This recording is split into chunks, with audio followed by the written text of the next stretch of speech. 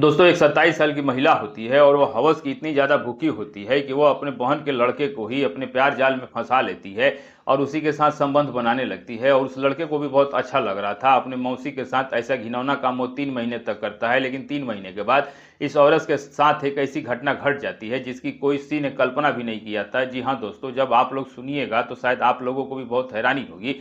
इसलिए इस वीडियो को पूरा जरूर देखिएगा, क्योंकि वीडियो के अंत में आपको एक बहुत बड़ी सीख मिलने वाली है। तो आइए जानते हैं पूरी घटना इस वीडियो में। लेकिन दोस्तों, वीडियो में आगे बढ़ने से पहले आपसे बस वही छोटी सी रिक्वेस्ट है कि वीडियो को लाइक नहीं किया है तो वीडियो को लाइक जरूर कर दीजिएगा, और चैनल को सब्सक्राइब नहीं किया है तो चैनल को सब्सक्राइब जरूर कर दीजिएगा। दोस्तों ये सच्ची घटना रायपुर की है। वहाँ एक छोटा परिवार रहता था। उस परिवार में सुनीता एक जिम्मेदार और सीधी सादी औरत होती है, और उसके पति का नाम रमेश होता है। उनका एक इकलौता बेटा होता है जिनका नाम राहुल होता है, और उसकी उम्र दोस्तों 19 साल थी। वह कॉलेज में पढ़ाई किया करता था। सुनीता की एक छोटी बहन थी, कविता। कविता की उम्र दोस्तों तकरीबन 27 साल थी, और कविता की शादी मोहित से हुई थी। लेकिन शादी के कुछ ही समय के बाद मोहित का एक्सीडेंट में निधन हो गया, और मोहित की मौत के बाद कविता की दुनिया सुन हो गई। ससुराल वालों ने कुछ महीनों तो साथ रखा, और फिर धीरे धीरे सबने मुंह फेर लिया, और आखिरकार वह अपनी बड़ी बहन सुनीता के घर आकर रहने लगी। कविता ज्यादातर समय सफेद विधवा वाली साड़ी पहन के चुपचाप बैठे रहती थी, और उसके चेहरे की उदासी और आंख की चुप्पी साफ दिखाती थी कि वो अंदर से बहुत दुखी है। अब रमेश सुबह ऑफिस जाता और देर समय लौटता था। सुनीता घर के कामों और अपनी पार्टियों में व्यस्त रहती है, और राहुल जो था वो अपने कॉलेज और दोस्तों की दुनिया में मगन था। घर में अक्सर दोपहर के वक्त कविता अकेली होती थी, और यही अकेलापन उसे अकेले अंदर ही अंदर खाए जा रहा था। और रात को जब सब सो जाते हैं तो उसको अपनी खाली मांग और सूना बिस्तर काटने को दौड़ता था। उसकी उम्र ही क्या थी, और उसकी जो भी शारीरिक जरूरतें थी वो पूरी नहीं हो पा रही थी, और वो हरदम एक ऐसी सोच में डूबी रहती थी जो उसके शारीरिक जरूरतों को पूरा करे। तभी दोस्तों उसकी नज़र राहुल पर टिक जाती है। राहुल लंबा, स्मार्ट और अपने ही धुन में रहने वाला लड़का होता है, और वे उसे मौसी कह के बुलाता था। लेकिन कविता के लिए बस वह एक जवान लड़का था। और जब वह नहा कर गीले बालों में तौलिया लपेटे अपने कमरे से निकलता है तो कविता की धड़कनें तेज हो जाती थी, और वह खुद से कहती है कि कविता, आखिर तुझे हो क्या गया? ये तेरी बहन का बेटा है, तेरा अपना भांजा। ऐसे ख्याल मन में लाना भी पाप है। लेकिन दोस्तों, मन पे किसका जोर चलता है? वह जितना इस ख्याल से दूर भागने की कोशिश करती है, वह ख्याल उसको उतना ही गहरा होता जाता है। और उसने देखा कि राहुल भी उससे काफी ज्यादा फ्रेंड होकर बात करता था। वह अपनी कॉलेज की बातें, वह अपनी दोस्तों की बातें, सब कुछ उससे शेयर करता था। शायद वह उसमें एक दोस्त देखता था, लेकिन कविता की नजरें कुछ और ही तलाश रही थी। और एक दिन दोस्तों दोपहर में बारिश हो रही थी। घर में कोई भी नहीं था। राहुल कॉलेज से जल्दी आ गया क्योंकि क्लास कैंसिल हो गई थी, तो वह पूरा भीग चुका था। उसने कमरे से आवाज लगाई कि मौसी एक तौलिया देना। अब दोस्तों कविता तुरंत तौलिया लेकर उसके कमरे में गई। उस समय राहुल अपनी भीगी हुई टी शर्ट उतार रहा था, और अचानक दोस्तों वह अपनी मौसी को खड़ा देकर वह थोड़ा सा झिझका, लेकिन फिर मुस्कुरा दिया। सॉरी मौसी, मैंने देखा नहीं, आप आ गई। अब कविता की नजरें दोस्तों उसकी चौड़े सीने और मजबूत सामान पर टिक के रह गई, और उसके शरीर में एक अजीब सी लहर दौड़ने लगी। उसने तौलिया आगे बढ़ाया, और तौलिया देते हुए उसकी उंगलियां जानबूझकर राहुल के गीले हाथों से छू गई, और एक पल के लिए दोनों की नजरें मिली। राहुल की आंखों में झिझक थी, लेकिन कविता की आंखों में एक अजीब सी हवस थी। राहुल ने जल्दी से नजरें झुका ली, और दोस्तों तौलियों को पहनकर वह अपने शरीर को पोंछने लगा। अब दोस्तों और उसे बोला मौसी से कि थैंक यू मौसी। कविता दोस्तों बिना कुछ कहे कमरे से बाहर आ गई, लेकिन उसका दिल जोर जोर से धड़क रहा था, और आज उसने सारी हदों को लांघने का पहला कदम बढ़ा दिया था। और उसे पता था कि यह रास्ता तबाही की तरफ जाता है, लेकिन उस वक्त उसकी हवस और ख्वाहिश ने उसकी सोच को अंधा कर दिया था, और वह बस यही जानती थी कि उसे बस राहुल चाहिए, किसी भी कीमत पर। और उस दिन के बाद से कविता के व्यवहार में एक अजीब सा बदलाव आ गया, और वह राहुल का पहले से भी ज्यादा ध्यान रखने लगी। उसके लिए नाश्ता बनाना, उसके कपड़े प्रेस करना, उसके कॉलेज के असाइनमेंट में मदद करना, और वे हर एक काम करती जिससे कि वो राहुल के करीब आ सके। सुनीता यह देखकर खुश होती थी, और वह सोचती कि अच्छा है कविता को ये सब करने में मन लग रहा है। लेकिन बेचारी सुनीता को क्या पता था कि उसकी अपनी बहन उसके बेटे के लिए मन ही मन कुछ और सोच रही है। अब कविता ने मौके बनाने शुरू कर दिए, और जब दोस्तों घर में कोई नहीं होता तो राहुल से अपने घर के कमरे के बल्ब बदलने की कहती, और जब वह स्टूल पर चढ़ता तो ठीक उसके पीछे खड़ी हो जाती, और इतने करीब कि राहुल उसके सांसों को महसूस कर सकता था। राहुल असहज हो जाता, लेकिन कुछ कह नहीं पाता। वह मौसी का लिहाज करता था। और एक रात घर में सब सो चुके थे। राहुल अपने घर में मोबाइल लैपटॉप पे मोबाइल देख रहा थी, मूवी देख रहा था। तभी दोस्तों कविता अंदर आई और बोली कि राहुल तुमने सोया नहीं? तो राहुल चौंका और बोला कि नहीं मम्मी, मौसी ये मूवी खत्म कर रहा था। अब कविता धीरे धीरे उसके कमरे में आई, बिस्तर के किनारे बैठ गई, और इतनी करीब बैठी कि उसके साड़ी का पल्लू राहुल से छू गया। राहुल का पूरा शरीर कांप गया। अब राहुल कविता बोली मुझे भी दिखाओ। कविता थोड़ी और पास खिसक गई और उसके शरीर के पास जाने से, वो अभी रात में 19 साल का लड़का था, उसके अंदर भी हार्मोन्स का तूफान चलने लगा और वह समझ रहा था कि ये सब ठीक नहीं है, लेकिन वो खुद को रोक भी नहीं पा रहा था। तभी कविता ने धीरे से अपना हाथ उसके कंधे पे रखा और कविता ने अपना चेहरा ऊपर उठाया और उसकी आंखें राहुल की आंखों में झांक रही थी। तुम समझते हो ना मैं क्या करना चाहती हूँ? और इससे पहले कि राहुल कुछ समझ पाता, कविता ने उसके होठों पर अपने होठ रखकर अपना कार्यक्रम शुरू कर दिया। राहुल का दिमाग शून्य हो गया और कुछ सेकंड के लिए तो दोस्तों वो विरोध भी नहीं कर पाया। और फिर जब उसे होश आया तो उसने कविता को धीरे से पीछे ढकेला और कहा, मौसी ये आप क्या कर रही हैं? ये गलत है। उसकी आवाज़ें कांप रही थी। राहुल, क्या मुझे खुश रहने का हक नहीं है? कविता रोते रोते बोली, लेकिन उस दर्द में कुछ छुपा हुआ राज भी था। राहुल को अपनी मौसी पर तरस आ गया और कहा कि नहीं मौसी, मेरा मतलब ये नहीं था, आप रोइए मत। अब कविता ने उसका तुरंत हाथ पकड़ लिया और जोर से दबा दिया। तो फिर मुझे दूर क्यों कर रहे हो? क्या मैं इतनी बुरी हूं? मैं तो बस थोड़ा सा प्यार, थोड़ी सी खुशी चाहती हूँ। क्या तुम मुझे वो भी नहीं दे सकते? राहुल को अजीब लगा और उसकी मौसी की यह बातें सुनकर उस रात राहुल के मन में चल रहे सही और गलत के फर्क को मिटा दिया और वे अपनी हवस की भूखी मौसी के जाल में पूरी तरह फंस चुका था। और वे रात उनकी पहली रात थी और एक ऐसा गुनाह जिनकी नींव आंसू और धोखे पर रखी गई थी। और उनके बीच वह सब कुछ हुआ जो एक पति और पत्नी के बीच होता है। और अगली सुबह जब राहुल सो के उठा तो उसे रात की घटना एक बुरे सपने जैसी लगी। उसका सिर भारी था और उसे खुद से ही घिन आ रही थी और उसने यह क्या कर दिया अपनी माँ के बहन अपने मौसी के साथ। वो आईने में खुद से नजरें नहीं मिला पा रहा था और नाश्ते की टेबल पर वह कविता से नजरें चुरा रहा था, लेकिन कविता बिल्कुल नॉर्मल थी और वह ऐसे ही मुस्कुरा रही थी और वह ऐसे ही सबसे बातें कर रही थी जैसे कि कुछ हुआ ही ना हो। सुनीता ने पूछा, क्या बात है राहुल, आप चुप चुप हो? तो वह बोला, हाँ माँ, आज रात को थोड़ी ठीक से नींद नहीं आई। उसने बहाना बनाया। कविता ने धीरे से टेबल के नीचे से उसके पैर को अपने पैर से छुआ। राहुल ने झटके से अपना पैर पीछे खींच लिया। कविता के चेहरे पर एक शरारती मुस्कान आई जिसे किसी और ने नहीं देखा। और उस दिन राहुल ने फैसला किया कि वह अब मौसी से दूर रहेगा और ये जो हुआ एक गलती थी और अब इसे दोहराएगा नहीं। वह दिन भर दोस्तों के साथ बाहर रहा और देर रात को घर लौटा और जब जब सब सो चुके थे, लेकिन कविता इतनी आसानी से हार मानने वाली नहीं थी। और अगले दिन जब राहुल कॉलेज के लिए तैयार हो रहा था तो कविता उसके कमरे में गई और बोली कि राहुल, मुझे तुमसे कुछ बातें करनी है। राहुल कहता है कि मुझे देर हो रही है। कविता कहती है बस 5 मिनट। और कविता ने दोस्तों दरवाजा अंदर से बंद कर लिया। राहुल का दिल धड़कने लगा, आखिर दरवाजा क्यों बंद किया? तब कविता बोलती है, डरती क्यों हो? मैं तुम्हें खा थोड़े जाऊंगी। तब कविता के मुस्कान में एक अजीब सी रहस्यमयी चमक थी और वह धीरे धीरे उसके करीब आ गई। कल रात जो हुआ उसे भूल जाओ, वह तो सिर्फ शुरुआत थी और मुझे पता है कि राहुल तुम्हें भी अच्छा लगा था। झूठ मत बोलो, तुम्हारी आंखें सब सच सच कहती हैं। राहुल का दिल जोर जोर से धड़कने लगा और वो पीछे हटना चाहता था, लेकिन कविता की पकड़ मौजूद थी। नहीं मौसी, ये सही नहीं है, ये तो पाप है। उसकी मौसी बोली, प्यार करना पाप नहीं होता है राहुल, और मैं तुमसे बहुत प्यार करती हूँ। कविता की आंखों में दोस्तों एक अजीब सा जुनून था। मैं तुम्हें वो हर खुशी दूंगी जो तुमने कभी सोची भी नहीं होगी, बस तू मेरा साथ दो। कविता के बातें सुनकर राहुल की दोस्तों वो एक ऐसे नशे की तरफ थी जिसको जानता था कि वो जानलेवा है, लेकिन उसे चखने का मजा भी आ रहा था। और फिर ये सिलसिला शुरू हो गया और वह दोनों छुप छुप के मिलने लगे। जब भी सुनीता और रमेश घर पे नहीं होते तो उनका घर उनका आशिकों का ठिकाना बन जाता था। और राहुल में जो शुरू में झिझक और घिन थी वो धीरे धीरे खत्म होने लगी और उसे भी चोरी छिपे वाले रिश्ते में मजा आने लगा था। और यह एक एडवेंचर जैसा था जिसमें पकड़े जाने का डर था, लेकिन उतना ही रोमांच भी था। और कविता ने उसे दुनिया की हर खुशी दी। वह उसके लिए महंगे गिफ्ट लाती, उसे बाइक पे लॉन्ग ड्राइव पे ले जाती और वह दोनों एक कपल की तरफ जी रहे थे, बस 4 दीवारी के अंदर। राहुल पूरी तरह कविता के कंट्रोल में था और वह जो कहती राहुल करता। उसका पढ़ना लिखना सब कुछ पीछे छूट गया था और उसकी दुनिया अब बस कविता के इर्द गिर्द घूमती थी। और ये घिनौना खेल तकरीबन 3 महीने तक चलता रहा। और एक दिन जब दोनों कविता के कमरे में थे तभी बाहर गाड़ी का हॉर्न बजा। सुनीता और रमेश आज जल्दी घर आ गए थे और दोनों के हाथ पैर फूल गए। राहुल ने हड़बड़ी में अपने कपड़े पहने और खिड़की से कूदकर बाहर भागा। उस दिन वह बाल बाल बचे। और एक और बार सुनीता ने कविता की अलमारी से एक शर्ट निकाली जो उसने राहुल के लिए खरीदी थी। तभी सुनीता ने उससे पूछा कि कविता, ये तो जेंट्स का शर्ट है, तू किसके लिए लाई? कविता का चेहरा सफेद पड़ गया और उसने तुरंत बहाना बनाया कि अरे दीदी, वह मोहित की आखिरी निशानी में से एक है और बस ऐसे ही निकाल के रख ली थी। सुनीता ने यकीन कर लिया, लेकिन कविता और राहुल की जान हलक में आ गई थी। अब धीरे धीरे राहुल को इस रिश्ते से घुटन होने लगी और कविता का प्यार अब प्यार नहीं एक जुनून बन चुका था और वह उस पर हक जताने लगी थी। और अगर वह किसी दोस्त का फोन उठाता तो वह उससे लड़ने लगती और अगर वह दोस्तों के साथ बाहर जाने का प्लान बनाता तो वह इमोशनल होने लगती थी।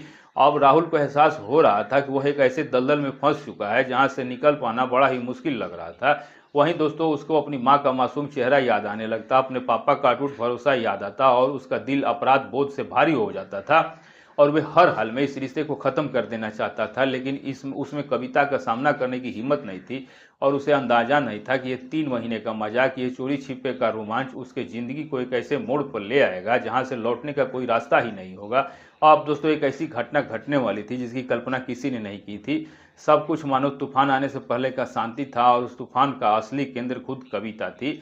3 महीने बीत चुके थे। अब राहुल जो था इस रिश्ते से पूरी तरह ऊब चुका था और कविता का पागलपन, उसका अधिकार जताने वाला स्वभाव अब उसे किसी जेल के कैद जैसा महसूस होने लगा था और राहुल अब उसे दूरी बनाने की कोशिश करता। लेकिन कविता दोस्तों उसे कभी जाने ही नहीं देती। क्या हुआ है तुम्हें राहुल, तुम आजकल मुझसे इतनी दूरी क्यों बनाने लगे हो? और एक रात कविता ने उसका हाथ पकड़कर अपने कमरे में खींचते हुए सवाल किया तो उसने कहा, कुछ नहीं मौसी, बस एग्जाम आने वाला है, पढ़ाई का टेंशन है। राहुल ने बहाना बनाया। अब तब कविता ने बोला कि झूठ मत बोलो मुझसे, मैं तुम्हारी आंखों में देख सकती हूँ तुम मुझसे बच रहे हो, अगर कोई और मिल गई है क्या? तब वो बोलता है, आप ये कैसी बातें कर रही हैं? राहुल को गुस्सा आ गया, और आप भूल रही हैं कि आप मेरी मौसी हैं और ये सब जो हम कर रहे हैं ये गलत है, ये पाप है और मैं अब इसे और नहीं कर सकता। ये पहली बार था जब राहुल ने खुलकर विरोध किया था। कविता दोस्तों एक पल के लिए सन्न रह गई और फिर उसकी आंखों में आंसू आ गए। और अब तुम्हें यह पाप लग रहा है, जब मजा आ रहा था तब पाप नहीं था। अब दोस्तों उसने रोना शुरू कर दिया। कविता कहती है कि मैंने तुम्हारे लिए क्या कुछ नहीं किया, अपनी पूरी दुनिया तुम पर लौटा दी और तुम मुझे ऐसे छोड़ के चले जाओगे। राहुल मैं तुम्हें कहीं नहीं जाने दूंगी, तुम सिर्फ मेरे हो, सिर्फ मेरे हो। अब राहुल जो था उसके इमोशनल ब्लैकमेल से तंग आ चुका था। प्लीज मौसी मुझे वक्त दीजिए, मैं अपनी जिंदगी बर्बाद नहीं कर सकता। अब वह अपने कमरे से निकल के जाने लगा। तभी दोस्तों कविता ने पीछे से कुछ ऐसा कहा कि उसके कदमों को रोक दिया और कहा कि मैं मां बनने वाली हूं राहुल। अब दोस्तों राहुल के पैरों के नीचे से जमीन खिसक गई और उसे लगा कि जैसे किसी ने उसके कानों में पिघला हुआ शीशा डाल दिया हो। उसका चेहरा पूरी तरह सफेद पड़ चुका था। ये आप क्या बकवास कर रही हैं? उसकी आवाज़ें कांपने लगी। तब वो बोली कि मैं बकवास नहीं कर रही हूँ। कविता ने अपनी आंखों से आंसू पोंछते हुए कहा कि यह सच है, मेरे पेट में तुम्हारा बच्चा है। राहुल का सिर घूमने लगा, उसे चक्कर आने लगा और वह कहा कि नहीं नहीं, ये नहीं हो सकता, ये झूठ है, आप मुझे रोकने के लिए सब कह रही हैं। तब वो बोली कि ये झूठ नहीं है। कविता ने अपने पास से एक रिपोर्ट निकालकर उसके हाथ में रख दी और कहा कि ये देखो डॉक्टर की रिपोर्ट, मैं 2 महीने से प्रेग्नेंट हूँ। राहुल ने दोस्तों कांपते हाथों से रिपोर्ट देखी। उस पे कविता का नाम था और नीचे प्रेगनेंसी पॉजिटिव लिखा था। अब दोस्तों राहुल वहीं सोफे पे धराम से बैठ गया। उसकी दुनिया, उसके सपने, उसका भविष्य सब कुछ मानो एक पल में ही खत्म हो गया था। वह एक अप्रत्याशित घटना थी, एक ऐसा तूफान था जिसकी कभी उसने कल्पना नहीं की थी। अब क्या होगा? राहुल ने डरी हुई आवाज में पूछा। तो अब वह बोली कविता कि अब वही होगा जो मैं चाहूंगी। कविता की आवाज में अब एक आंसू नहीं, एक अजीब सी मजबूती थी और अब कहा कि हम ये सब बताएंगे, सबको बताएंगे कि हम दूसरे से प्यार करते हैं, शादी करना चाहते हैं। राहुल चीखा, पागल हो गई हैं आप? माँ पापा मुझे और दोनों जान से मार देंगे, समाज में हमारी इज्जत का क्या होगा, दीदी का क्या होगा, और माँ तो ये सदमा बर्दाश्त ही नहीं कर पाएंगी। अगले कुछ दिन राहुल के लिए नर्क के थे। ना वह कुछ खा पाता था, ना ही कुछ सो पाता था और हर समय ही डर लगा रहता था कि अगर ये बात घर में पता चल गई तो क्या हो गया। अब कविता उसे और भी ज्यादा कंट्रोल करने लगी थी और वो उसे धमकी देती कि अगर उसने बात नहीं मानी तो यह सारी सच्चाई दीदी और जीजा जी को बता देगी। राहुल दोस्तों एक कैदी बन चुका था और वे हर रोज मर जाता था। और जिस मौसी ने उसको अपने प्यार के जाल में फंसाया था, अब वही मौसी उसके बच्चे के नाम पर उसे ब्लैकमेल कर रही थी। और अब उसे समझ आ रहा था कि हवस का रास्ता आखिर तबाही और बर्बादी की तरफ ही जाता है, लेकिन असली तबाही तो अभी आनी बाकी थी दोस्तों। कविता की प्रेगनेंसी को तकरीबन 3 महीने होने वाले थे। सुबह सुबह उल्टियां होना, चक्कर आना, ये सब आम हो गया था और वे सबसे छिपाने की बहुत कोशिश कर रही थी। सुनीता अपनी छोटी बहन कविता की हालत को देख के परेशान हो गई और उसने कहा कि कविता क्या बात है, कई दिनों से देख रही हूँ तुम्हारी तबीयत ठीक नहीं लग रही है, चलो आज डॉक्टर को दिखाते हैं। अब ये सुन करके दोस्तों कविता का चेहरा उतर गया और उसने कहा, नहीं दीदी, कुछ नहीं हुआ है, बस मौसम बदलने के कारण थोड़ी कमजोरी लग रही है, मैं बिल्कुल ठीक हो जाऊंगी। लेकिन दोस्तों सुनीता नहीं मानी और उसे जबरदस्ती डॉक्टर के पास ले गई। राहुल जो उस वक्त कॉलेज में था वह इस बात से बिल्कुल अनजान था। क्लिनिक में डॉक्टर ने कुछ टेस्ट किया और सुनीता को बाहर इंतजार करने को कहा। कविता अंतर डॉक्टर से गिड़गिड़ा रही थी कि प्लीज डॉक्टर मेरी बहन को कुछ मत बताइएगा, मैं आपको जितने पैसे चाहूँ दे दूंगी। डॉक्टर दोस्तों एक समझदार और उसूलों वाली महिला थी। वह कहती है, देखिए यह मेरा काम नहीं है और आप अपनी हालत छुपाकर अपने और बच्चे की जान खतरे में डाल रही हैं। और जब कविता और डॉक्टर बाहर आई तो सुनीता ने बेचैनी से पूछा, क्या हुआ डॉक्टर, सब ठीक तो है ना? डॉक्टर ने बोला कि कोई चिंता की बात तो नहीं है, आपकी बहन 3 महीने की प्रेग्नेंट है। अब ये शब्द सुनकर सुनीता के कानों में किसी बम की तरह फूटा और उसे एक पल के लिए यकीन ही नहीं हुआ कि प्रेग्नेंट तो आखिर कैसे। इसके पति को गुजरे हुए तो 3 साल से ज्यादा हो गए। डॉक्टर खामोश हो गई और सुनीता ने कविता की तरफ देखा और उसकी आंखों में हजार सवाल थे। कविता ये डॉक्टर क्या कर रही है, क्या ये सच है। अब दोस्तों कविता की नज़रें झुकी हुई थी और वह बस रो रही थी और उसकी खामोशी और उसके आंसू सब कुछ बयां कर रहे थे। सुनीता का सिर घूम गया और वे वहीं कुर्सी पर बैठ गई और वह बोली कि ये किसका बच्चा है कविता, कौन है वह आदमी, बताओ कविता। कविता कुछ नहीं बोली और उस दिन दोस्तों घर का माहौल किसी मातम से कम नहीं था। सुनीता अपनी बहन को घसीटते हुए घर लाई, उसे एक कमरे में बंद कर दिया और वह बस एक ही सवाल पूछ रही थी कि आखिर ये किसका लड़का है, ये कौन किया है। और जब पूछते पूछते शाम हो गई और जब रमेश जी राहुल घर आए तो उनमें घर में एक अजीब सी खामोशी महसूस की। सुनीता की आंखें रो रो कर सूज गई थी। तब रमेश ने पूछा कि आखिर तुम रो क्यों रही हो और कविता कहाँ है। सुनीता कुछ नहीं बोली और बस रोती रही और राहुल का दिल किसी अनहोनी की आशंका से बैठ गया और उसे लगा कि सच सामने आ चुका है। रमेश ने जब सुनीता को बहुत खुरीदा तो वह फट पड़ी और उसने रोते बिलखते हुए सारी बातें बता दी। कविता प्रेग्नेंट है। अब रमेश के दोस्तों पैरों के नीचे से भी जमीन खिसक गई कि आखिर ये कैसे हो सकता है, मुझे नहीं पता। तब वो बोलती है मैं सुबह से पूछ रही हूँ लेकिन ये लड़की मुंह ही नहीं खोल रही, इसने हमारी इज्जत मिट्टी में मिला दी, अब हम किसी को क्या मुंह दिखाएंगे। रमेश गुस्से में आग बबूला हो गया और वह कविता के कमरे की तरफ गया और कहा कि मैं आज उससे सब उगलवा के रहूंगा। राहुल एक कोने में खड़ा कांप रहा था। ये कयामत की रात थी और उसका गुनाह अब सबके सामने आने वाला था। अब रमेश ने दरवाजा पीटना शुरू कर दिया। दरवाजा खोल कविता, अगर आज तूने सच नहीं बताया तो मैं तुम्हें जान से मार दूंगा। अब दोस्तों अंदर से कविता के रोने की आवाज आ रही थी और काफी देर तक जब दरवाजा नहीं खुला तो रमेश जी ने गुस्से में दरवाजा तोड़ दिया। अंदर कविता फर्श पे बैठे रो रही थी। रमेश जी ने बोला कि बताओ कौन है वह हरामखोर। तभी दोस्तों कविता ने नजर उठाकर एक बार कमरे के बाहर खड़े राहुल को देखा। उसकी आंखों में नफरत थी और फिर उसने रमेश की तरफ देखा और कहा कि राहुल है। वहां एक पल में कमरे में मौत जैसा सन्नाटा छा गया और सुनीता को लगा जैसे उसे कानों ने धोखा खाया है। क्या क्या कहा तूने, तो कविता ने फिर वही नाम दोहराया, इस बार और जोर से, आपका बेटा राहुल, यह बच्चा राहुल का है। अब दोस्तों सुनीता ने एक जोरदार थप्पड़ गाल पर दी और बोला कि बेशरम औरत, तू मेरे बेटे पे इतना घिनौना इल्जाम लगाती है, वह तो तुझे अपनी माँ की तरह मानता है। कविता कहती है मानता था, और पूछिए अपने लाडले से कि पूछिए कि पिछले 3 महीनों से वह मेरे साथ क्या कर रहा था। पूछिए कि वह मेरे रात को छिप छिप कर मेरे कमरे में आता था और सबकी नजरें अब राहुल पर थी। राहुल का चेहरा भी दोस्तों डर से सफेद हो गया था। उसकी आंखें फर्श में गड़ी हुई थी और उसकी यह खामोशी उसका सबसे बड़ा कबूलनामा था। अब सुनीता के मुंह से एक चीख निकली और वे वहीं जमीन पे गिर गई और उसे अपने बहन और बेटे पे दोनों से एक साथ ऐसा धोखा मिला था जैसा कि वह कभी बर्दाश्त ही नहीं कर पाती। रमेश की आंखों में खून उतर आया और वह एक शेर की तरह राहुल पर झपटे और उन्होंने उसे मारना शुरू कर दिया कि हरामजादे, तूने अपनी मौसी के साथ, तेरी हिम्मत कैसे हुई गिरे हुए आदमी। अब दोस्तों शायद तू इसी सजा के लायक था और उस रात उस घर में जो तूफान आया उसमें सब कुछ तबाह कर दिया। रिश्ते, विश्वास, प्यार, इज्जत, सम्मान सब खत्म हो गया और उस रात के बाद उस घर में कुछ भी पहले जैसा नहीं रहा। रमेश जी ने उसी रात कविता को घर से बाहर निकाल दिया। वो रोती रही, गिड़गिड़ाती रही, लेकिन उन्होंने एक नहीं सुनी और कहा कि दफा हो जाए यहाँ से और अपनी सफल शकल कभी मत दिखाना। कविता आधी रात को सड़क पर अकेली खड़ी थी और उसकी एक गलती, उसकी एक हवस ने कहीं का नहीं छोड़ा था।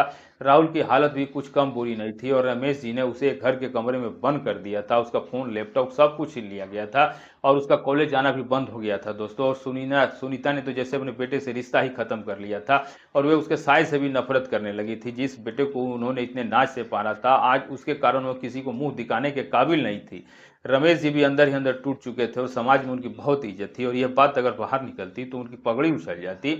उन्होंने फैसला किया कि वह अब ये शहर छोड़ के कहीं दूर चले जाएंगे जहां इन्हें कोई नहीं जानता हो। और कुछ ही हफ्तों में उन्होंने अपना जमा जमाया बिजनेस, घर सब कुछ बेच दिया और एक गुमनाम शहर में चले गए। राहुल अब एक जिंदा लाश बन चुका था और अब ना किसी से बात करता, ना ही कमरे से निकलता था और उसके कानों में हर समय अपनी माँ की चीखें, अपने पापा के गुस्से वाले आखिरी शब्द और कविता के आखिरी नफरत भरे बोल गूंज रहे थे और उसे अपने किए पे पछतावा था और एक ऐसा पछतावा जिसकी आग में दोस्तों अब उसे सारी जिंदगी जलना था। उसने कुछ महीनों के मजे के लिए, एक गलत आकर्षण के लिए अपनी पूरी जिंदगी तबाह कर ली थी और उसने सिर्फ खुद को ही नहीं बल्कि पूरे परिवार को बर्बाद कर दिया था। तो दोस्तों इस सच्ची घटना का सुनाने का मेरा उद्देश्य किसी का दिल दुखाना नहीं है, ना ही किसी के दिल को आहत करना, सिर्फ आपको जागरूक और सचेत करना है ताकि आप पहले से ही सतर्क रहे।